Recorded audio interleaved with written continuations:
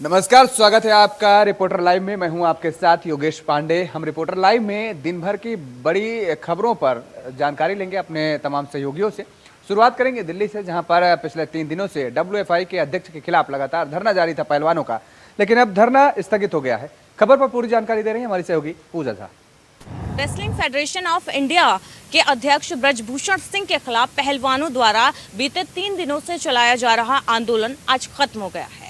बीते दिन खेल मंत्री अनुराग ठाकुर ने पहलवानों से मुलाकात की और उनकी समस्याओं पर विचार किया और उनको आश्वासन दिया कि सरकार उनके साथ है, उनकी मांगों पर जल्द कार्रवाई की जाएगी। खेल मंत्रालय की तरफ से एक कमेटी गठित की जाएगी जो ब्रजभूषण सिंह के ऊपर जो आरोप लगे हैं उनकी जांच करेगी। 4 हफ्तों के अंदर ये कमेटी जांच रिपोर्ट खेल मंत्रालय को सौंपेगी, जिसके बाद आगे की कार्रवाई की जाएगी। वहीं इतने दिनों तक 4 हफ्तों तक जो ब्रजभूषण सिंह है उनको कुश्ती महासंघ के अध्यक्ष पद से हटाया गया है। आपको बता दें कि जंतर मंतर पर देश भर के जो 30 नामी गिरामी पहलवान थे उन्होंने डब्ल्यूएफआई के अध्यक्ष पर यौन शोषण का, मानसिक शोषण का आरोप लगाया था, जिसके बाद वो जंतर मंतर पर धरना प्रदर्शन के लिए बैठ गए थे। इसके अलावा उन्होंने कुश्ती महासंघ में अनियमितता के आरोप लगाए थे, जिसके खिलाफ वो जंतर मंतर पर धरना दे रहे थे। मामले की शुरुआत उस समय हुई जब 3 बार की कॉमनवेल्थ मेडल विजेता विनेश फोगाट ने रोते हुए भारतीय कुश्ती संघ के अध्यक्ष और बीजेपी सांसद ब्रजभूषण शरण सिंह पर महिला पहलवानों का यौन उत्पीड़न करने का आरोप लगाया। हालांकि सांसद ने आरोपों को सिरे से खारिज कर दिया। उन्होंने साफ कहा कि उनके ऊपर जो आरोप लगाए गए हैं वो झूठे हैं और अगर उनके ऊपर जो आरोप लगाए गए हैं वो सिद्ध होते हैं तो वो फांसी पर चढ़ने के लिए भी तैयार है। इसके बाद विनेश फोगाट का साथ देते हुए ओलंपिक पदक विजेता साक्षी मलिक, बजरंग पुनिया और 30 बड़े पहलवानों ने इकट्ठा होकर जंतर मंतर पर धरना प्रदर्शन शुरू कर दिया। सभी ने ब्रजभूषण पर लगे आरोपों को सही बताया। कहा समय आने पर इसके सबूत भी दिए जाएंगे। धरने में पहलवानों में ब्रजभूषण का इस्तीफा और कुश्ती संघ को भंग करने की मांगे रखी गई। धरने के दूसरे दिन कॉमनवेल्थ गेम्स की पदक विजेता और बीजेपी सांसद बबीता फोगाट जंतर मंतर पहुंची। उन्होंने सभी पहलवानों के बाद आश्वासन दिया सरकार उनके साथ है, उन्हें पूरा इंसाफ मिलेगा। वहीं बॉक्सर विजेंद्र गुप्ता, उन्होंने भी पहलवानों का साथ दिया, जंतर मंतर पर पहुंचे और उनको आश्वासन दिया कि जो पूरा देश है वो पहलवानों के साथ है, उनकी जो मांग है उन पर सरकार जल्द ही विचार करेगी। वहीं खेल मंत्रियों ने अब पहलवानों से मुलाकात कर, मीटिंग कर उन्हें आश्वासन दिया है कि उनकी जो भी मांगे हैं उन पर सरकार विचार करेगी और इस मामले की जो आरोप ब्रजभूषण सिंह पर लगे हैं उनकी जांच की जाएगी। कमेटी जल्द ही अपनी रिपोर्ट खेल मंत्रालय को सौंपेगी, जिसके बाद आगे की कार्रवाई की जाएगी। कैमरामैन शैंकी के साथ मैं पूजा। कांग्रेस की भारत जोड़ो यात्रा अब अपने पड़ाव पर पहुंच चुकी है और ऐसे में कांग्रेस अब हाथ से जोड़ो हाथ यात्रा के सिलसिले में तैयारियों में जुट गई है। खबर पर ज्यादा जानकारी दे रहे हैं हमारे सहयोगी दिनकर आनंद। राहुल गांधी की अगुवाई में चल रही कांग्रेस की भारत जोड़ो यात्रा अब अपने अंतिम चरण में है। 30 जनवरी को राहुल गांधी श्रीनगर में तिरंगा झंडा फहराएंगे और यात्रा समाप्त होगी। इसी के साथ कांग्रेस ने अपने अभियान का दूसरा चरण भी आज दिल्ली में लॉन्च कर दिया है। बता दें कि कांग्रेस ने आज दिल्ली में हाथ से हाथ जोड़ो अभियान का लोगो और केंद्र सरकार के खिलाफ एक चार्जशीट दाखिल की है। बता दें कि इस चार्जशीट में कांग्रेस ने मोदी सरकार की जितनी भी विफलताएं हैं उनको इसमें शामिल किया है। इस दौरान बता दें कि जयराम रमेश ने कहा कि हाथ से हाथ जोड़ो अभियान पूरी तरह से राजनीतिक है, जबकि भारत जोड़ो यात्रा का राजनीति से कोई लेना देना नहीं था। वहीं केसी वेणुगोपाल ने इस दौरान कहा कि पैदल चलते हुए लाखों लोगों ने राहुल गांधी से बात की। हम इस देश के लोगों का और उनके दर्द को समझ सकते हैं। इसी वजह से आज हमने को मोदी सरकार के खिलाफ चार्जशीट दाखिल की है। जरूरत पड़ने पर हर राज्य के पीसीसी भी चार्जशीट राज्य सरकारों के खिलाफ दाखिल करेंगे। कैमरा पर्सन दिकांत के साथ मैं दिनकर, इंडिया वॉइस। कांग्रेस की भारत जोड़ो यात्रा भले ही अपने अंतिम पड़ाव पर है, लेकिन जम्मू कश्मीर में इस दिनों आतंकी संगठनों की धमक भी गूंजती नजर आ रही है, जिसको लेकर प्रशासन लगातार सतर्क नजर आ रहा है। खबर पर ज्यादा जानकारी दे रहे हैं हमारे सहयोगी राहुल शर्मा। जम्मू में आज सिलसिलेवार एक के बाद एक 2 धमाके हुए और धमाकों में 7 लोग गंभीर रूप से घायल हो गए। हालांकि इस घटना की अभी तक किसी आतंकी संगठन ने जिम्मेदारी नहीं ली है, लेकिन जो इनपुट जांच एजेंसियों को मिले हैं उनसे आतंकी साजिश होने की आशंका जताई जा रही है। सबसे बड़ी और अहम बात यह है कि गणतंत्र दिवस का कार्यक्रम नजदीक है। सुरक्षा एजेंसियों ने पहले ही अलर्ट जारी किया हुआ है, बावजूद इसके जिस तरह से ये घटना हुई है वो कई सवाल खड़े करती है। सुरक्षा के इंतजामों के जो दावे किए जा रहे हैं उन पर भी सवाल खड़े होते हैं। साथ ही जम्मू कश्मीर में सुरक्षा के क्या हालात हैं ये भी इस घटना से साफ होता है। और इन सबसे ज़्यादा अहम बात यह है कि राहुल गांधी की भारत जोड़ो यात्रा भी इस वक्त जम्मू संभाग में है। जाहिर है वीआईपी कार्यक्रम है, राहुल गांधी की सुरक्षा वीआईपी है, और उसके बावजूद इस तरह की घटना उसी इलाके में जहां पर राहुल गांधी भारत जोड़ो यात्रा लेकर चल रहे हैं, कहीं ना कहीं सुरक्षा एजेंसियों के तमाम दावों पर सवाल खड़े करने वाली है। देखना होगा कि कौन आतंकी संगठन इस घटना को की जिम्मेदारी लेता है और कब तक कानून के हाथ उन आतंकियों तक पहुंचते हैं जिन्होंने ये सिलसिलेवार ब्लास्ट किए हैं। कैमरा पर्सन शेंकी के साथ राहुल शर्मा, इंडिया वॉइस। बागेश्वर धाम के पीठाधीश्वर धीरेन्द्र शास्त्री इन दिनों उनको लेकर के लगातार सियासी घमासान जारी हो गया है। कांग्रेस की तरफ से भी इस पर बयान जारी है तो भारतीय जनता पार्टी के नेताओं की तरफ से भी बयान जारी है। खबर पर ज्यादा जानकारी दे रहे हैं हमारे सहयोगी नितिन चौधरी। बागेश्वर धाम के पीठाधीश्वर धीरेन्द्र कृष्ण शास्त्री इस समय अपने विवादों में फंसे हुए हैं। बताया जा रहा है कि उन पर जो है झूठे आरोप लगाए जा रहे हैं और कहा जा रहा है कि जिस तरीके से अंधभक्त को फैलाने का जो बढ़ावा है वो दे रहे हैं, लेकिन उसको देखते हुए कांग्रेस के नेताओं ने प्रतिपक्ष रखते हुए कहा है कि इस तरीके से जो अंधविश्वास करने वाले लोगों पर जो है सख्त से सख्त कार्रवाई की जाएगी। और साथ ही इस तरीके के जो धीरेन्द्र कृष्ण शास्त्री हैं बागेश्वर धाम के, जो उन्होंने कहा है कि इस तरीके की जो जानकारी आई है और उनके खिलाफ जो है पुलिस ने पहले ही मामला जो है दर्ज कर लिया है, लेकिन उसके बाद में जिस तरीके से धीरेन्द्र कृष्ण शास्त्री इस समय अपने विवादों में खुद ही फंस रहे हैं और साथ ही उसी को देखते हुए तमाम लोगों की जो प्रतिक्रियाएं यही आना स्टार्ट कर दे कि वो अंधविश्वास के दौर ला रहे हैं और साथ ही उसी को देखते हुए तमाम नेताओं की प्रतिक्रिया यहाँ पर आना स्टार्ट हो गई है। धीरेन्द्र शास्त्री को अब कांग्रेस के नेताओं ने चुनौती दे दी है। नेताओं का दावा है कि धीरेन्द्र शास्त्री सिर्फ पाखंड को बढ़ावा दे रहे हैं और अगर उनके पास शक्ति हो तो वो प्रमाणित करें। उनके खिलाफ पुलिस ने शिकायत भी हुई है। वहीं अब मध्य प्रदेश और छत्तीसगढ़ में कांग्रेस नेताओं ने धीरेन्द्र शास्त्री को चुनौती दी है। मध्य प्रदेश विधानसभा में नेता प्रतिपक्ष डॉक्टर गोविंद सिंह ने कहा है कि धीरेन्द्र शास्त्री को अपनी शक्तियों को प्रमाणित करना होगा। डॉक्टर गोविंद सिंह ने निशाना साधते हुए कहा है कि जब बागेश्वर सरकार पर आरोप लगाए तो वो अपना बिस्तर लेकर क्यों भागे हैं। अगर उनके पास चमत्कारी शक्ति हो तो उन्हें प्रमाणित करें। उन्हें कहा है कि सनातन धर्म में विश्वास करते हैं और लेकिन पाखंड और ढोंग में उनको भरोसा नहीं है। देश में हिंदुओं की बड़ी तादाद है, वो पाखंड को ठीक नहीं मानते हैं। जहां बागेश्वर धाम के जो शास्त्री हैं उन पर पूरी तरीके से आरोप लगाया गया। कांग्रेस के तमाम नेताओं ने आरोप लगाया कि जिस तरीके से बागेश्वर जो है धाम के जो शास्त्री हैं धीरेन्द्र कृष्ण शास्त्री, उनका कहना है, उनके लिए कहा है कि इस तरीके की जो यदि वो अपने अंधविश्वास पे भाग रहे हैं तो अपना बिस्तर लेके वहाँ से क्यों भागे थे। लेकिन उसके बाद जिस तरीके से कांग्रेस ने उन पर निशाना साधा और कहा है कि जब हिंदुत्व के नाम पर वो बड़ी राजनीति करना चाहते तो हिंदू को एकदम इकट्ठा करना चाहते, जो अपनी चमत्कारी दिखाना चाहते हैं, लेकिन आखिरकार वो अपना बिस्तर लेके वहाँ से फरार हैं।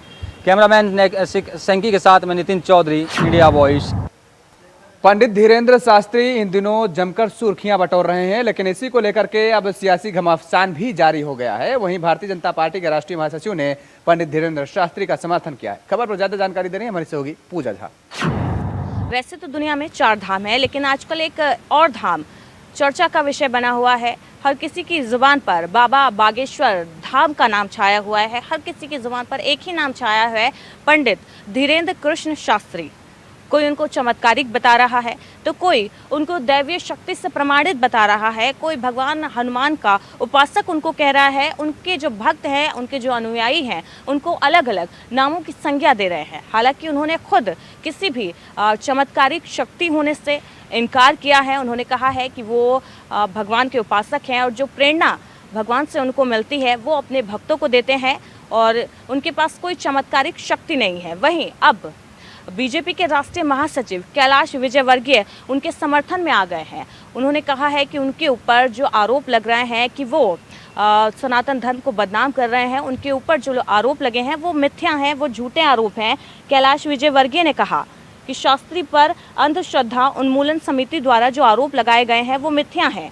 बीजेपी नेता ने कहा कि उन्होंने उनका इंटरव्यू देखा, ये उनका चमत्कार नहीं, ये उनके ईस्ट का चमत्कार है। उन्होंने हनुमान जी, सन्यासी बाबा पर विश्वास जताया है। सब कुछ उनकी कृपा से हो रहा है। मैं कुछ भी नहीं, उनका छोटा सा एक साधक हूँ, इसलिए उन पर इस तरह के आरोप लगाना मिथ्या है। सनातन धर्म में उनके जैसे बहुत सारे लोग हैं। कैलाश विजयवर्गीय ने कहा, जावरा दरगाह में लोग ज़मीन पर लौटते पीटते हैं, लेकिन इस बारे में कोई बात नहीं करता। किसी ने जावरा पर सवाल किया एक हिंदू महात्मा के सामने इस तरह की घटना होती है तो प्रश्न चिन्ह उठाते हैं लोग। कैलाश विजयवर्गीय ने साफ कहा, महाराज का बचाव करते हुए उन्होंने कहा कि अब कांग्रेस विधायक पीसी शर्मा ने कहा कि सनातन धर्म पर सवाल उठाने का हक किसी को भी नहीं है, ऐसी सोसाइटियों को विवाद करने से बचना चाहिए। तरफ कुछ लोग बाबा को पाखंडी बता रहे हैं, झूठा बता रहे हैं, तो वहीं अब बीजेपी के कुछ नेता उनके समर्थन में आ गए हैं और कह रहे हैं कि वो एक साधक हैं। उन पर जो आरोप लगाए गए हैं अंधश्रद्धा उन्मूलन समिति द्वारा, वो झूठे आरोप हैं और इस तरीके के आरोप केवल हिंदू बाबाओं पर क्यों लगाए जाते हैं। उन्होंने बड़ा मुद्दा भी उठा दिया है कि जो मौलवी होते हैं, जो पादरी होते हैं, जब वो इस तरीके के कृत्य करते हैं, वो इस तरीके के झाड़ फूक या लोगों की सेवा करते हैं, उन पर कोई सवाल नहीं उठाता। जब भी कोई हिंदू बाबा इस तरीके से लोगों की सेवा करता है, मदद करता है, तो उन पर सवाल उठा दिए जाते हैं। कैमरामैन शांकी के साथ मैं पूजा। मुख्यमंत्री पुष्कर सिंह धामी ने वन विभाग के मुख्यालय पर वार्षिक वर्षगांठ का शुभारंभ किया है। खबर पर ज्यादा जानकारी दे रहे हैं हमारे सहयोगी अभय कैतुरा। इंडियन फॉरेस्ट सर्विस के उत्तराखंड के अधिकारियों का आज वार्षिक सम्मेलन हुआ। 2 साल से ये सम्मेलन कोविड के चलते यहाँ पर नहीं आयोजित हो पा रहा था फॉरेस्ट में, और इस बार ये कह सकते हैं कि मुख्यमंत्री ने इस सम्मेलन का वार्षिक सम्मेलन का यहाँ पर शुभारंभ किया है। मुख्यमंत्री ने साफ तौर पर अधिकारियों को दिशा निर्देश दिए हैं कि जो सरकार का सरलीकरण और समाधान का जो मूल मंत्र है कि जो जनता की समस्याएं हैं, विकास के जो रास्ते हैं, उन रास्तों पर आसानी से कैसे आगे बढ़ाया जा सकता है, जनता की समस्याओं का कैसा सरलीकरण और समाधान उनका निकाला जा सकता है, उस पर अधिकारियों को काम करना चाहिए। वन विभाग को भी यही दिशा निर्देश मुख्यमंत्री की तरफ से दिए गए हैं। ऐसे में अब वन विभाग के अधिकारी भी सरकार के उसी मूल मंत्र पर चलने का निर्णय कर चुके हैं, संकल्प ले चुके हैं, और आने वाले दिनों में विभाग की एक नई व्यवस्था भी देखने को मिलेगी। ये कहा जा सकता है कि 3 दिवसीय इस वार्षिक सम्मेलन में अधिकारियों की जो कार्यशैली होगी वो बदली हुई नजर आएगी और उसका परिणाम धरातल पर दिखने लगेगा। कैमरामैन के साथ Abhay Kaintura, India Voice, Dehradun. G20 को लेकर के लगातार तैयारियां चल रही हैं। आगरा में मेजबानी होनी है, इसको लेकर प्रशासन सतर्क नजर आ रहा है। खबर पर ज्यादा जानकारी दे रहे हैं हमारे सहयोगी मयंक त्यागी। कहीं ना कहीं आगरा मेजबानी के लिए जाना जाता है और G20 के सम्मेलन को लेकर आगरा की बड़ी भूमिका बताई भी जा रही है, क्योंकि विश्व धरोहर ताजमहल होने के नाते पहली बैठक का आयोजन 11 फरवरी को आगरा में होना है, जिसके प्रचार प्रसार की जिम्मेदारी प्रशासनिक अधिकारियों के साथ साथ जनप्रतिनिधियों को भी दी गई है। वहीं आगरा के सांसद व केंद्रीय विधि कानून मंत्री SP सिंह बघेल के द्वारा आज वॉकथॉन का आयोजन किया गया है, जिसमें सैकड़ों स्कूली छात्र आगरावासी इसमें शामिल हुए हैं। एक पॉइंट से एकलव्य स्टेडियम तक पैदल चलते हुए G20 का प्रचार प्रसार करते हुए नजर आए हैं। कहीं ना कहीं आगरा के ब्रज क्षेत्र की सांस्कृतिक व ताजमहल जैसी धरोहर का कहीं ना कहीं प्रचार G20 को मेजबानी के दौरान देखने को मिलेगा। प्रतिमंडल की आवभगत के लिए आगरा जाना जाएगा। इसका पूरा प्रयास आगरा के तमाम जनप्रतिनिधि और प्रशासनिक अधिकारी धरातल रूप से तैयारी करते नजर आ रहे हैं। फिलहाल वॉकथॉन के दौरान आज कहीं ना कहीं साफ संदेश है कि प्रतिमंडल को लगातार एक अच्छी तस्वीर आगरा से दी जाएगी। कैमरा पर्सन कुलदीप के साथ में मयंक त्यागी, आगरा। अमरोहा में लगातार डॉक्टरों की लापरवाही के मामले सामने आ रहे हैं और आज इसी कड़ी में डॉक्टर की लापरवाही से एक महिला की जान चली गई है। पूरे मामले की जानकारी दे रहे हैं हमारे सहयोगी मोहम्मद इमरान। अमरोहा में सिस्टम की लापरवाही की भेंट चली महिला। ऑपरेशन के बाद महिला के पेट में कॉटन छोड़ी, जहां पर महिला ने तड़प तड़प कर दम तोड़ दिया। वहीं स्वास्थ्य विभाग परिजनों की तहरीर के आधार पर कार्रवाई करने की बात कहता रहा। पूरा मामला अमरोहा नगर कोतवाली क्षेत्र के पीरगढ़ का है, जहां पर तहसील नर्सिंग होम में बीते 2 माह पूर्व एक महिला का पित्ते की पथरी का ऑपरेशन हुआ था, जहां पर महिला के पेट में ऑपरेशन के दौरान डॉक्टरों और वहां के कर्मचारियों की लापरवाही के चलते कॉटन छोड़ दिया, जिसके चलते महिला की हालत गंभीर बनी रही। 2 महीने तक लगातार परिजन महिला का इलाज कराते रहे, लेकिन कोई रिलीफ नहीं मिला। जिसके बाद परिजनों ने इसका अल्ट्रासाउंड कराया तो अल्ट्रासाउंड में पेट में कॉटन होना पाएगा, जिसके बाद परिजनों ने अस्पताल परिसर पर हंगामा किया, डॉक्टरों पर गंभीर आरोप लगाए। साथ ही परिजनों ने जब अस्पताल में पहुंचकर डॉक्टर से इसकी शिकायत की तो डॉक्टरों के कर्मचारियों ने और डॉक्टर ने उनके साथ मारपीट की और उनको अस्पताल से भगा दिया। पूरे मामले में परिजनों ने कार्रवाई की मांग को लेकर पुलिस को तहरीर दी है। पुलिस ने फिलहाल इसमें मुकदमा दर्ज कर लिया है। महिला की तड़प कर मौत हो जाने के बाद स्वास्थ्य विभाग महकमे में पूरी तरह से हड़कंप मच गया। सीएमओ ने इसमें तत्काल कार्रवाई को लेकर निर्देशित किया है। अपनी लापरवाही छुपाने के लिए सीएमओ ने इसमें तत्काल कार्रवाई के आदेश दिए, जिसके बाद अमरोहा नगर कोतवाली में जो फैसल नर्सिंग होम के डॉक्टर हैं उनके खिलाफ गैर इरादतन हत्या के मामले में मुकदमा दर्ज कर लिया है और इसमें मृतक महिला के शव को पोस्टमार्टम के लिए भेज दिया है और रिपोर्ट आने के बाद विधिक कार्रवाई करने की बात कही है। अमरोहा से इंडिया वॉइस के लिए मोहम्मद। कानपुर पुलिस को बड़ी सफलता हाथ लगी है। दरअसल 25,000 इनामी बदमाश को मुठभेड़ के दौरान पुलिस ने गिरफ्तार किया है और इस खबर पर ज्यादा जानकारी दे रहे हैं हमारे सहयोगी मोहम्मद असलम। कानपुर पुलिस ने मुठभेड़ के बाद 25,000 के इनामिया को गिरफ्तार किया है। बता दें कि पूरा मामला नौबस्ता थाना क्षेत्र के हंसपुरम इलाके का है, जहां बीती रात पुलिस को सूचना मिली थी कि एक 25,000 का जो वांछित अपराधी है वो बम्बा के पास बाइक से कहीं जा रहा है। जिसके बाद जब पुलिस पूरी फोर्स के साथ वहां पहुंची तो जो बदमाश सुधीर तिवारी था उसने जानलेवा हमला करते हुए पुलिस पर फायर झोंक दिया। जिसके बाद पुलिस ने भी जवाबी कार्रवाई करते हुए जब फायर किया तो जो बदमाश था उसके पैर में गोली जा लगी। जिसके बाद जो 2 बदमाश थे बाइक सवार वो वहीं पे ढेर हो गए और पुलिस ने दोनों को ही पकड़ लिया। बता दें कि 2022 में एक वैन चालक के साथ लूट हुई थी और उसकी हत्या कर दी गई थी। इस पूरे मामले में जो सुधीर था वो इस मामले में वांछित चल रहा था। जिसके बाद हालांकि इस पूरी घटना की बात करें तो पहले भी जो इस घटना में लिप्त थे उनको जेल भेजा जा चुका है, लेकिन सुधीर तिवारी लगातार फरार चल रहा था। और जिसके बाद कल ये पुलिस को सूचना मिली थी और पुलिस ने जब इस सूचना के आधार पर जब वहाँ पर दबिश दी तो उन लोगों ने जानलेवा हमला कर दिया। फिलहाल इस पूरे मामले में पुलिस ने गिरफ्तार कर लिया है और बाप बेटे जो दोनों थे उनको गिरफ्तार कर लिया है और आज कोर्ट में पेश करेगी। और माना जा रहा है कि जो इस घटना का जो घटना हुई थी 2022 में तो उसका ये जो आखिरी अभियुक्त था जो कि गिरफ्तार किया गया है सुधीर, तो ऐसे में आज उसको कोर्ट में पेश किया जाएगा, जिसके बाद जेल भेज दिया जाएगा। कैमरा पर्सन चंद्रा के साथ मोहम्मद असलम, इंडिया वॉइस। बुलंदशहर में कलयुगी मां की काली करतूत सामने आई है। खबर पर ज्यादा जानकारी दे रहे हैं हमारे सहयोगी वरुण शर्मा। यूपी के बुलंदशहर में एक अजीब और गरीब मामला सामने आया है। एक मां ने अपने नवजात बच्चे को बम्बे में फेंक दिया जिसकी मौत हो गई। दरअसल आपको बता दूं, बुलंदशहर कोतवाली नगर क्षेत्र के एक बम्बे में एक अपनी मां ने अपने नवजात बच्चे को नाले में फेंक दिया, जिसकी मौत हो जाने के बाद पुलिस ने 48 घंटे तक पोस्टमार्टम हाउस अस्पताल में रखा। जिसके बाद हिंदू संगठन के लोगों ने परंपरागत तरीके से नवजात बच्चे का अंतिम संस्कार कराया है। आपको बता दूं, राष्ट्रीय चेतना मिशन के अध्यक्ष हेमंत सिंह ने जानकारी देते हुए बताया है कि पुलिस की मदद से एक नवजात बच्चे को बम्बे से निकाला गया था, जिसके बाद बच्चे का अंतिम संस्कार करते हुए उसको दफनाया गया है।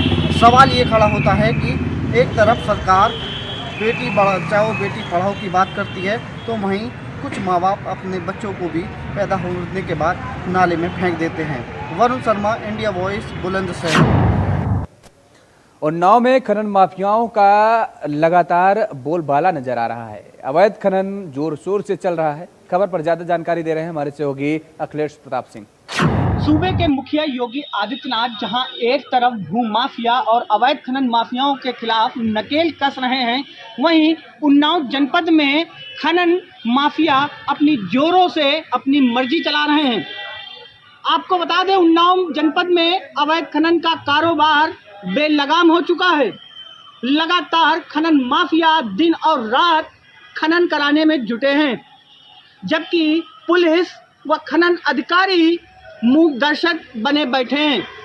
उन्नाव जनपद में कई बार कमिश्नर रोशन जैकब ने भी निरीक्षण किया और संबंधित अधिकारियों को निर्देश भी दिए गए कि कहीं भी अवैध खनन न चलने पाए, लेकिन लगातार उन्नाव में खनन माफियाओं का बोलबाला है।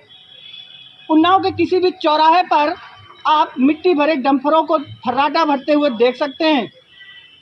रात में खनन जारी है, वहीं निरीक्षण के नाम पर सिर्फ खाना पूर्ति की जाती है। उन्नाव डीएम अपूर्वा दुबे ने भी इस मामले को संज्ञान में लेते हुए निरीक्षण के निर्देश दिए थे, लेकिन सभी निर्देश हवाई साबित हुए।